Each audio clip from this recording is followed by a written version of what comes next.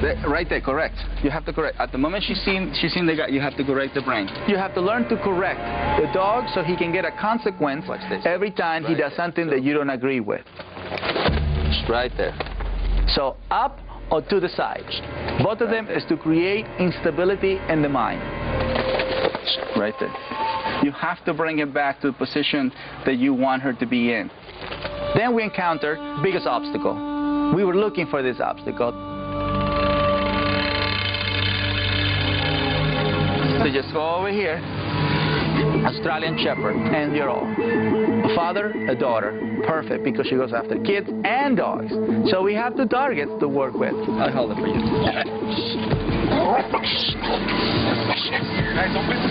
She starts acting like a crocodile and, you know, starts trying to lunge at the other dog and just totally become blind just because the existence of another dog passing by.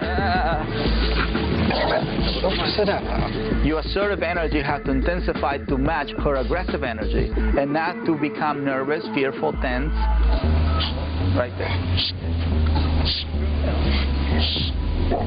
Right there. Seizing on the moment, Caesar comes up with another idea that could help Pasha. I asked the owner of the Australian Shepherd if he can please let me walk his dog and Pasha, because it's easier to control when we actually make them walk side by side without eye contact. Creating a pack is a key to create harmony. Because these dogs normally they see face to face, that makes them enemies, so to speak. But when they learn to walk side by side, they become buddies during the walk. I know, right? A walk. Who would have thought that a dog can actually become normal just walking? Then we have another guy here who is off leash. Oh, there we go. Stay focused, lady. Stay focused, you two. Over here. Don't believe that you're not going to be able to do it and then you make that happen. So you getting it? Good. We're going to stop here. I'm going to show you how to allow each other to smell because that's what they really want. There we go. Right there. Take, relax. Doesn't want. Keep it that way.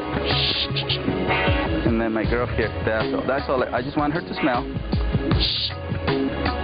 See, this is submissive mind. That's why I'm allowing her to smell her.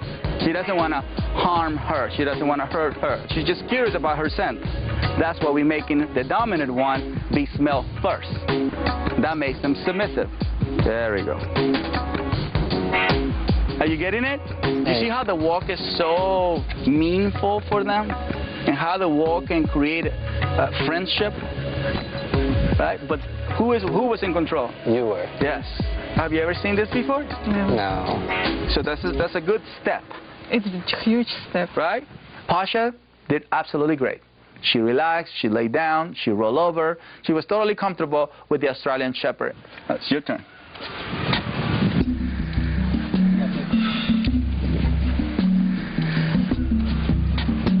So try to hold with one hand, my friend. Yes, that hand right there. Because the other hand you're going to use to hold your wife's hand. There we go. This is what I want to see. Doesn't it feel good? I mean, now the whole pack is walking. Bradley did great. You know, and the guy that I was seeing at the couch, that's not who you're being right now. You're being a different energy guy. You're in control. As for Pasha's leg humping, Caesar assures Bradley and Gala that keeping their dog's dominance in check will help control that embarrassing behavior, as well as her aggression towards the neighbors. It really gave us some confidence to walk, to feel relaxed, not to be in fear that something was going to happen, to know that we were in control on the walk. Right now, we are asking you to be in control, and we're making it happen. It's happening. It's happening. You see what I'm saying? You cannot leave now. You know what? Your body language is really good from here. Your arms are relaxed. Your shoulders are in place. Caesar did a great job. He did something we never expect can be done. It was amazing. You just change. You see the dog transformer from... right in front of you. You're doing really, really good. So keep it that way. I hope that she remembers this day for the rest of her life. This is a day where she became the pack leader of her two dogs that she loves very much. She was just doing it. That's the whole point. Just do it. Just go and do it. Very good, Pasha. Pasha. Pasha. This man saved your life. Well, it's up to them now, Pasha, okay? I did my part, and she did her part, as you saw. I think we learned today, you know, the right way to do it. And we're gonna do this. We are going to do it. All right, girl. You can do this. My friend, you impressed me. Thanks, I'm very Caesar. happy. Very, very happy. All right, girl. See? Right there. Relax. Once upon a time, a man named Armin lived alone. Though his life was peaceful, he had an empty home. Lonely nights he spent dreaming of a child and wife. But till that dream came true, a chow mix named Cosmo filled his life. I got Cosmo 5 years ago and I picked him up at the Humane Society. He was 2 months old. Cosmo was almost 4 years old when I met Victoria. I met Armin actually on New Year's Eve. That was all very quick. I proposed within a month. We got married within 2 months. Though Armin and Victoria found their wedded bliss, something about Cosmo turned dangerously amiss. Armin's schedule changed. He was working on the house. He was working on training for cycling and everything else. So less and less time was given to Cosmo. And I think that started triggering him with aggression towards other dogs.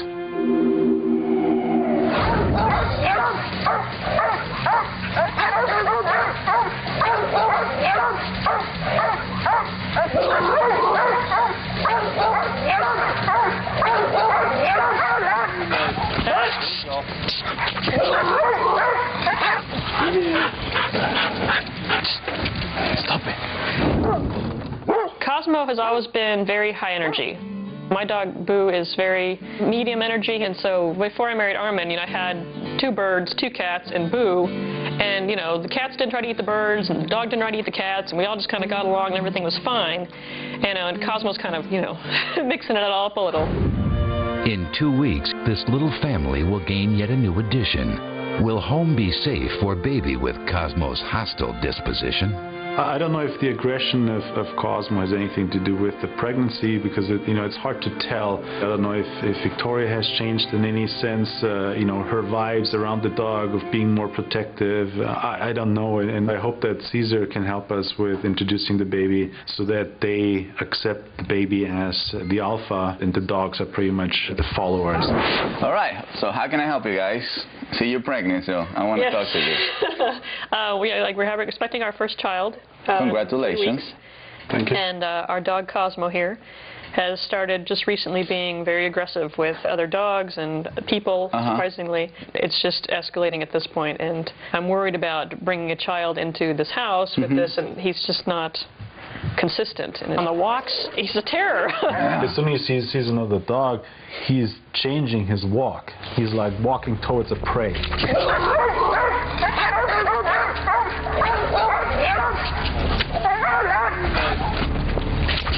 Come. He's like a lion. He's putting his head down exactly, and like.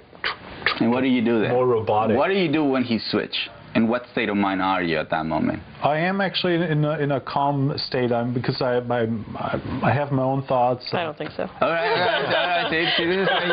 Don't hide. Well, after a while, I even get, I don't want to say aggressive. I wouldn't hurt my dog, but I'm getting frustrated. All right. Frustrated that I start yanking him a little bit harder, because he's just like, why can't you listen to me? Kind of thing. So I want to create activities where you become more relaxed, where you learn to react instead of think so much. I went through the whole pregnancy twice, so I have experience, when my wife will worry, what's going to happen when the kids are around the pit bulls, around the Rottweilers. So worry means weak energy. So your kids would feel it, and that would pass on. Pass on. So the dog's feeling that. If my wife will be carrying the kids, my kids will become that energy. Yeah. Overanalyzing thing, it only makes you more concerned, more worry, more, it's all about the future. Sure. You don't really own the future. You know what I mean? What you own is the now.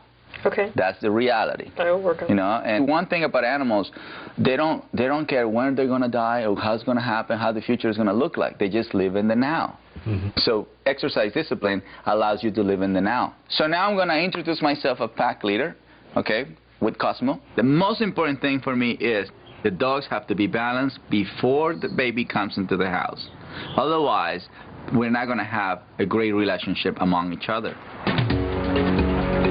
First, Caesar establishes his role as pack leader by taking Cosmo on a walk. Since Cosmo responds well to the walk, Caesar ups the ante by asking a pregnant team member to walk by with Coco, a calm, submissive Chihuahua from Caesar's pack. On this side.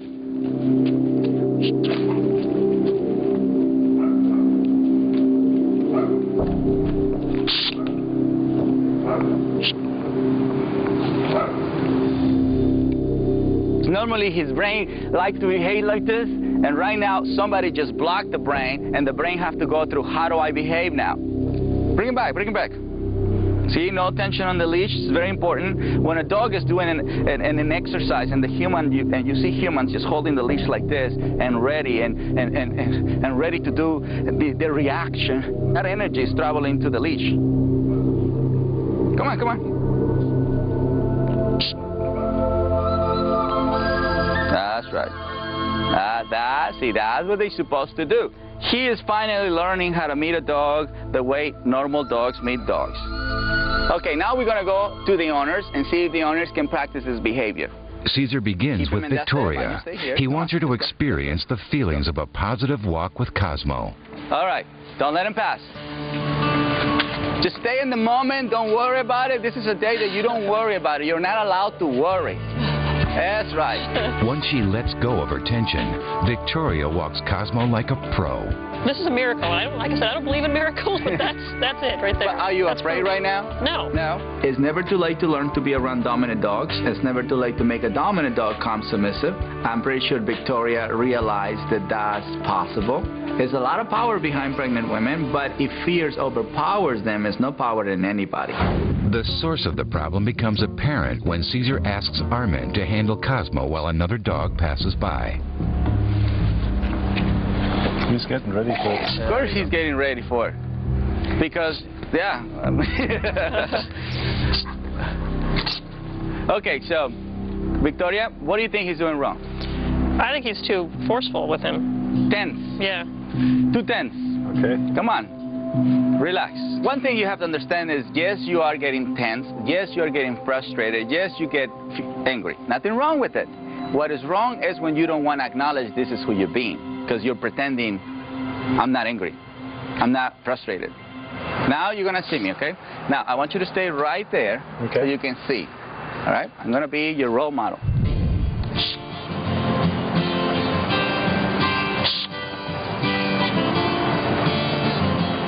This is good.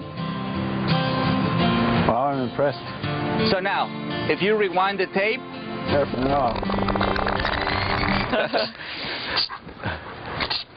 How were you being at that moment? I was tense because I just don't want him to do the negative things, so I was feeding him that, yeah. The whole point of this exercise, forget about Cosmo. Yeah. It's you. Feeling free and understanding that's what you're being.